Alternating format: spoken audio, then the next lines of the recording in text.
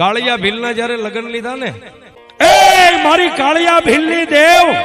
આ મારા પીઠી ભરેલા આંગની માથે મોડિયો અને હાથે મીંડોળ બાંધી અને તારા કાળિયા ભીલની અરે ચાર ફેરા તો હું ફરીશ, પણ મારી ચામુંડા તું હાબદી રહેજે હો.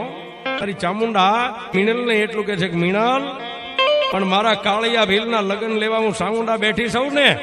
મારી આઈ ચામુંડા ને મીણલ એટલું કીધું તું મને પોંખવા આવીશ કે હા,